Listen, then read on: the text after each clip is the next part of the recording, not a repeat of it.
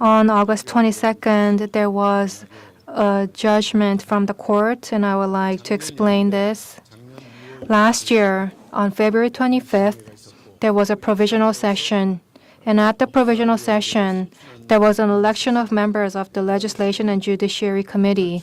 And at the time, the breakaway side was inside the church, and they were uncooperative with the election of the Legislation and Judiciary Committee members. But the election of this committee was inevitable for the normal operation of the church. And at the time, the provisional session was held, and under its authority, the Legislation and Judiciary Committee members were selected. And the breakaway side filed an application for injunction regarding this and filed a lawsuit on the case. And the result was announced on August 22nd. The attorney in charge has summarized the contents and organized it, and I will read them as they are. On August 22nd, 2024, the 15th Civil Affairs Department of the Seoul Southern District Court issued a first trial judgment on the main lawsuit filed by the breakaway side regarding the confirmation of the non-existence of the status of the Legislation and Personnel Committee members. The result was the same as the injunction, confirming that the election resolution was invalid. And when we look at it this way, it's not good for us, but this ruling is very regrettable in light of the intent of our church's Articles of Incorporation and operating regulations.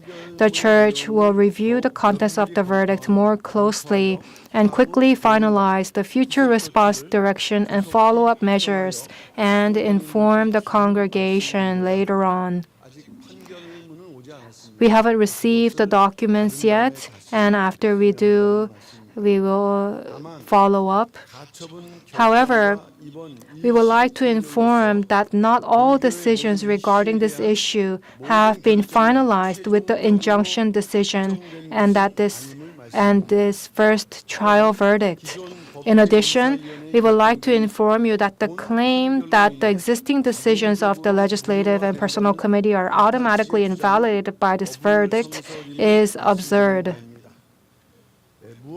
Above all, the presbytery's dismissal and expulsion decisions regarding the breakaway side ministers are still valid and have no relation to this court verdict. And we would like to confirm once again that the breakaway side ministers have already lost their status as church members. This is because the presbytery is the superior organization of our church, and the presbytery's verdict cannot be affected by internal issues within our church. In addition, the decision of the General Assembly of the joint church to which our church belongs on August 5th, that is, the condemnation of the breakaway side acts of defection and the resolution to take follow-up measures, the General Assembly's authoritative interpretation of the position of the proxy chairman and the breakaway side's acts of defection, and furthermore, the follow-up measures of the General Assembly of Appeals have not changed at all and will proceed without charge, regardless of this case. One thing I would like to add is that during the first and second church session obstructions last year, the police decided to forward the case to the prosecution for the breakaway side who did not respond to the eviction, their interference and obstruction and destroying the church's sacred objects while obstructing the church session. And as I mentioned previously, the defamation charge filed against Eldris Lee Young-nan was not found guilty.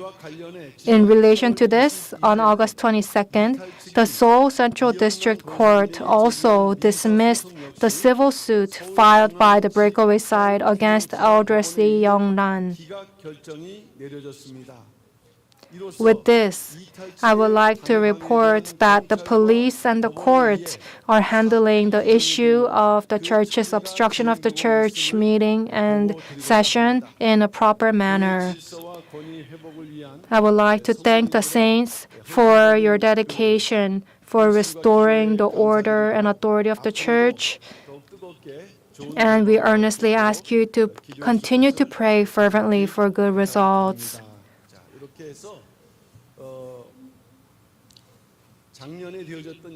So the events that happened last year are resulting in a judgment. And even if they may seem like it's against us, when we go to the second and third trial, we will go forth with the truth. And no matter what that side may give false information to our saints, do not be wavered. And please be informed by the church announcements. And one more thing, I mentioned this last week. In the last ministers' conference, we looked at the Ezekiel's temple video, and it will take some time. So we shortened it a little bit, and we will take a look at that today. And what's important is that there is the plan for the 12th book of the History of Redemption series at the end, so please pay attention. And when you look at the video, it's very amazing. And we're not just showing you the video, but Reverend Jung Jung-won will explain. And at the time, he also explained, and it helped us understand. And this is something he made on his own. So when we look at that, you'll see how amazing this is. So it will become a great help in understanding the redemptive historical administration of Ezekiel's temple. And until the moment the publication of the History of Redemption series concludes, we ask for your prayers. Thank you. There was a ministers' conference from the 12th to the 13th, and after the first day, we concluded with the Ezekiel's temple video and announced the plans for the 12th book. And at the center of the movement of redemptive history, we've made the video. And this video was used for a certain individual. And now we are planning to put this on YouTube so all people can see. And when we reveal this on YouTube, it is like experiencing and going inside Ezekiel's temple ourselves. And you can see the 25 places.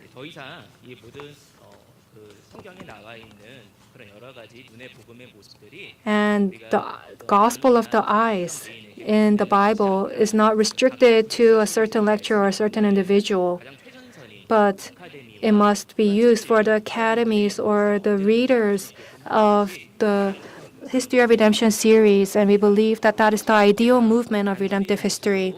And because of time restraints, we'll be taking a look at it shortly. This is the Ezekiel's temple, and this is the outer court that faces the east. In Ezekiel's temple, we see the walls, and it helps us understand, but we struggle to understand looking at the gate. But when you look at the video, it helps you to understand. There's the room for the keepers. And there are a difference of words that we use today, so it's difficult. But our founding pastor has studied where exactly these things are. And when you go inside, there are rooms in the three sides, and there are 30 rooms. And when you go inside, when you go to the south gate, you go to the outer court. And there is a 100 long cubit distance facing each other, and the court of the door of the inner court also is all located on three sides. And one characteristic of the gate facing the east is that there is a room for washing the sacrifices. And when you go inside, there are hooks. When you take out the skins and you cut the sacrifices. And when you go inside the inner court, there's a room for the singers, 2 rooms for the singers between the gates of the east and the north, and there is an altar of burnt offering. Let's go inside the temple of Ezekiel. You go up the steps and you go through the pillar and you see the inside of the portico. And we see the cherubim and the palm trees that are filling up the sides. And there's a door that folds. And when you go inside, you see the holy place. And there is nothing recorded in the holy place, but only the wooden altar. And when you go inside again, there is the most holy place that symbolizes God's presence. Let's look at the rooms, the side chambers. There are 30 on each level. So there are 3 stories, which means there are 90 in total. And in order to go up to these chambers, you have to open up the doors and go up the roundabout steps. There are 3 stories, and when you go up, the priests reside there and pray and study the word and prepare for worship. And we must become these priests. And when we go inside the temple, we can see the side chambers. And this is my opinion, but I'm sure that the priests participated in reading the History of Redemption series and studied the Ezekiel's temple and probably received grace. So the Ezekiel's temple, the word of Ezekiel's temple in the 11th book is the living water. And the living water that flows out of Ezekiel's temple as it flows and revives the nations through the ministers' conference and from the movement of redemptive history, may the water that flows out of Ezekiel's temple flow to all nations and revive all nations. That's the video we have. And after the video, there was an announcement regarding the questions that we were asked, and that's the 12th book of the History of Redemption series. And when you look at the PowerPoint, the title of the 12th book is the sign of the covenant of grace, the sacrifices, and the book of the law. And our founding pastor had already finished the manuscripts and had it prepared for publication. When you look at the Pyung-Kang magazine, there was an announcement that books 7, 8, and 9 were to be published at the same time. And when you look at the covers of the books, the title of the books are a little bit different.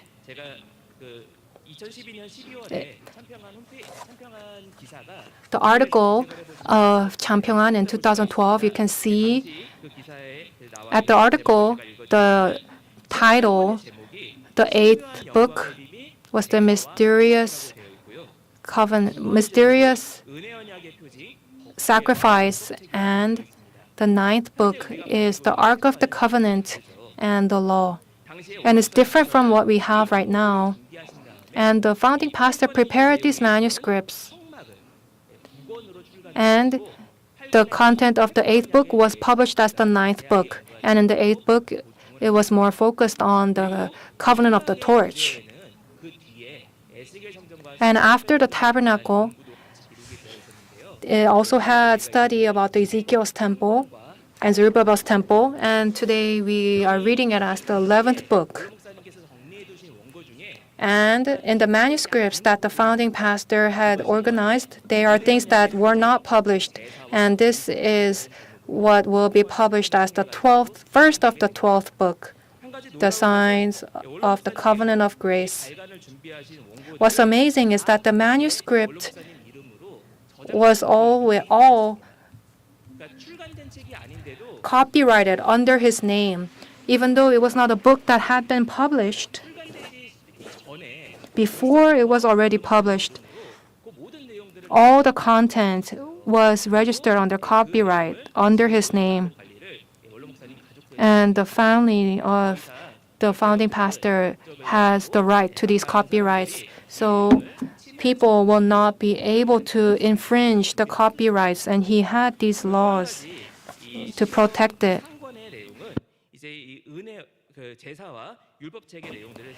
The 12th book will have the title that the founding pastor used, and the content regarding the Ark of the Covenant has been published, so it will be published as the sacrifices and the book of the law.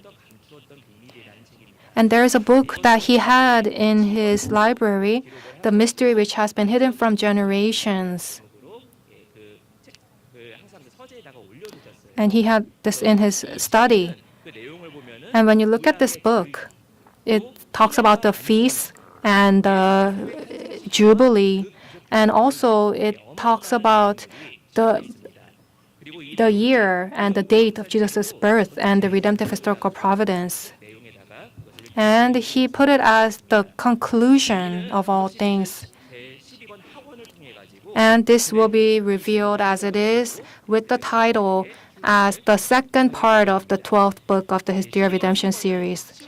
The first part of the 12th book is being prepared for the 10th, the October Pyungkang Day, and we will be giving the publication service. And we are working hard to put in illustrations to help us understand it and putting in our utmost efforts for this editing. But we are only men and we are lacking. And we see the illustrations. It seems like the ox is alive. And when you look at Leviticus, the words are hard to understand, but we will see this with the illustrations and look at how great this blessing is. And this is just a sketch. And when you look at it, you will be able to look at it in the published book.